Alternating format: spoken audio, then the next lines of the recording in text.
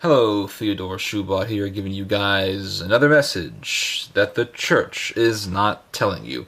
Today I want to talk about the Eastern Orthodox Church and its connection with warfare. And the reason why I'm bringing this up is because it's so relevant to what's happening in our own times, and that is you have the nation of Russia really preserving and maintaining the really a puritanical form of historical Christianity. I shouldn't call it a form, but really it's puritanical Christianity, black and white. When you study how Christianity is seen by the Russian Orthodox Church and the Eastern Orthodox Church in general, what you find is that it's very reminiscent to how Christianity was observed in the Middle Ages, and even before that, going in the 6th century, the 8th century, 9th century, and onward. And even going back to the 4th century with the Emperor Constantine. The Emperor Constantine, this is very interesting. The Emperor Constantine can be compared to Putin. Now, of course, there are differences, but nonetheless, they are similarities that shouldn't be ignored. For one thing, the Emperor Constantine, when he ruled the Roman Empire, he saw homosexuals in Egypt, and he killed them.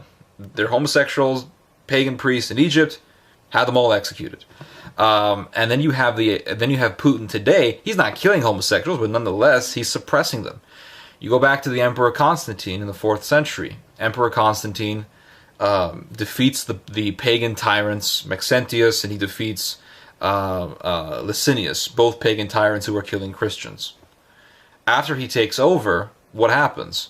The Emperor Constantine suppresses the pagan religion. He begins to destroy their temples. He begins to destroy their idols. Now, of course, there were still pagans, a lot of pagans in Constantine's time and afterwards, and there were still pagan temples. But, notwithstanding, the pagan religion and the temples and the idols were suppressed. Many of them were destroyed. Fast forward to today, you find Russia, you find the city of Moscow saying, no more mosques in Moscow. There are only 4 mosques left in Moscow, and about, I don't know, 1 million or so Muslims. I think about 2 million, I could be wrong, but there's a lot of Muslims in Moscow. 4 mosques only, and the Eastern Orthodox Church is now planning to build over 200 more churches in Moscow. When you look at that situation, the only thing that you can conclude emphatically is that there is Christian supremacy in Russia. The Eastern Orthodox Church is supreme, and the false religions and the heretics, the homosexuals, they are being suppressed. And the Muslims as well are being suppressed. So you find that comparison. It's quite fascinating. Russia, here's modern-day Russia, and they are doing stuff that you could only read in the Middle Ages and in other old times as well. So the Eastern Orthodox Church today is really preserving pure Christianity, how it was observed in ancient times. It's radically different from American Christianity. It's radically different from the Christianity that you're seeing in England and the rest of Western Europe. The only parts of the world that you can find real historical Christianity is in Eastern Europe and in parts of Asia and in Africa. So I'm going to give you guys some examples of what I'm talking about. Because once you look at history and you realize that history almost always repeats itself, only when it's ignored, then you can look into history. You can look into the history of the Eastern Orthodox Church, how it fought Islam, how it has this extremely long and rich history in fighting pagans and Muslims and other heretics. And you realize that, listen, this stuff is going to happen again because this history is ignored. Ignored history is bound to repeat itself, so it's inexorable. It's going to happen anyway. If you look into the history of the Orthodox Church, I have here a very detailed book. It's a primary historical document it's called The Synopsis of Byzantine History by John Skylitsis. As you can see, it's a big fat book, and most people aren't going to take the time to read it. It was, I must admit, it was a workout to my brain reading this book, but it's kind of pricey. But if you're really deep into Byzantine history, into the history of the Orthodox Church, get this book. It documents the history of the Byzantine Empire from 811 to 1057. That's a lot of time to cover. So as you can see, the book is very detailed.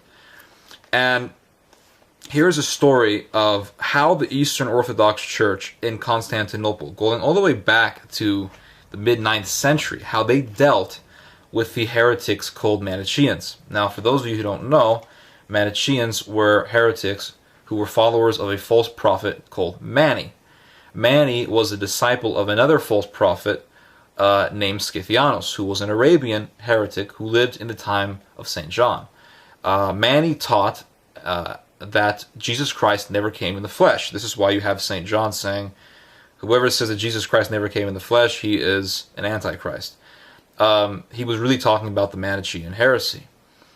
Not that Mani was living in the time of John, but that the heresy was in existence in the time of John, so Mani learned that heresy. So they taught that Jesus Christ never came in the flesh, that Jesus Christ was a phantom, the Trinity was not true, the serpent in the garden was right, Jesus was the brother of Lucifer, Mormons, and that Jesus Christ was never crucified, which is taught by the Muslims. So they were heretics.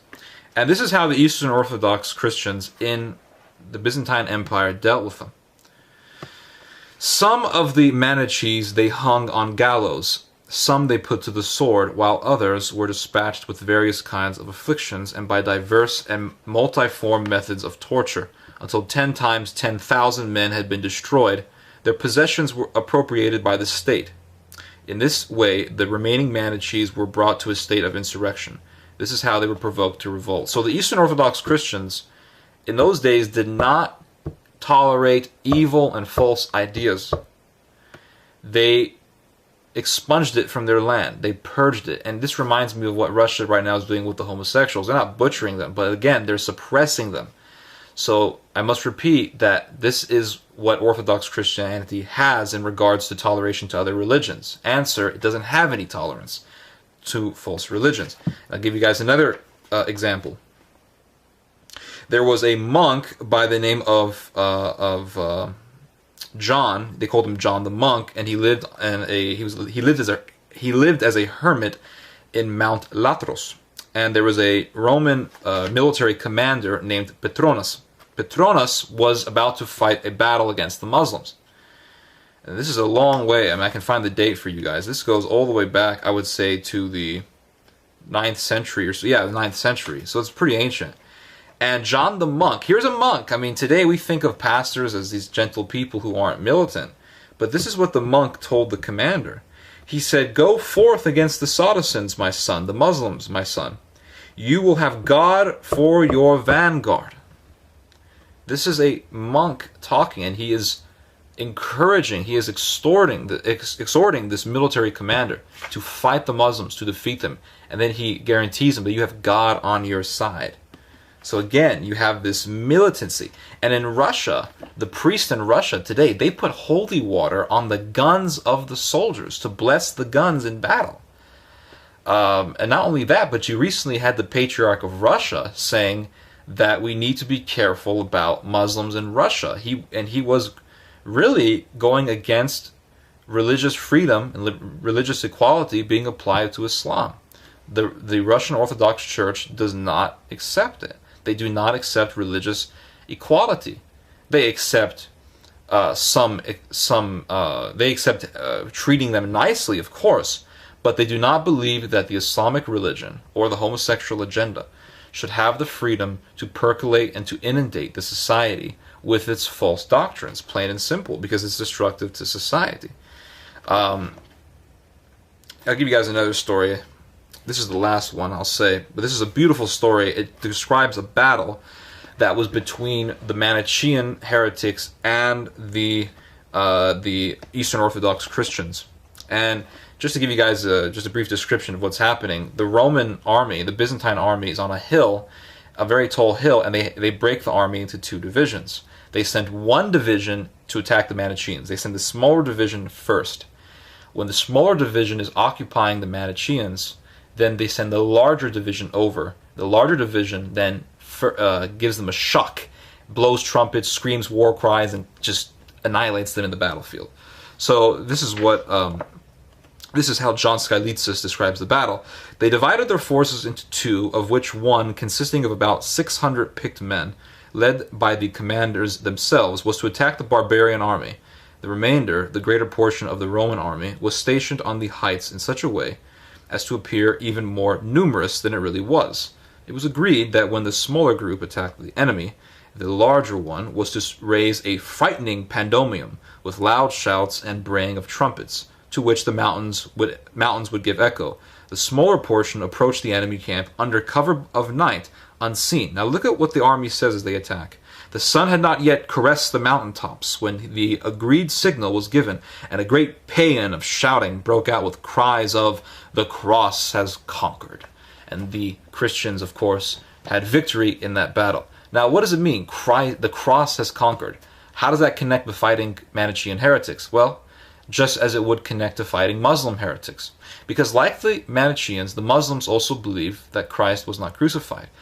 So when you have Orthodox Christians fighting people who say that Christ was not crucified, they're saying, listen, the cross is conquering now, conquering Satan.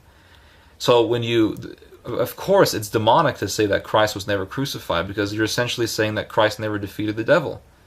So you're following Satan when you believe such heresy, such false doctrine. And so when they're in the battle, they're saying the cross has conquered, in a way to affront the false doctrines and to defy the false doctrines of the Manichaean. This is really what a lot of Orthodox Christianity is about. It's about fighting evil. It's not about, just saying some nice songs and going home. It's about fighting evil. It's about destroying the works of Satan. To quote 1 John chapter 3, verse 8, it's about defeating the enemies of Christ. And if you are not willing to take up your cross and to fight with endurance against the enemies of Christ, you're not worthy of Christ. So American Christians need to understand what true Christianity is about. Look to Russia. Look how they're doing it. They're not just, loving everybody. Loving doesn't necessarily mean tolerating. Loving can also mean disciplining. That's why the Bible says the father that spares his child the rod hates that child, doesn't love him. You love your child, you spank him when he needs spanking. So the same thing with society. There's certain things that are evil, that cannot be tolerated, that need to be punished. One of those things is false doctrine. And before this video ends, I'll give you guys one more thought. All terrorism and violence and societal chaos initially comes from false ideas. So if you want to prevent chaos and keep order and maintain order in a society, you have to prevent bad ideas. And I leave that message to you. And I say, God bless, and I hope you have enjoyed this video. Godspeed.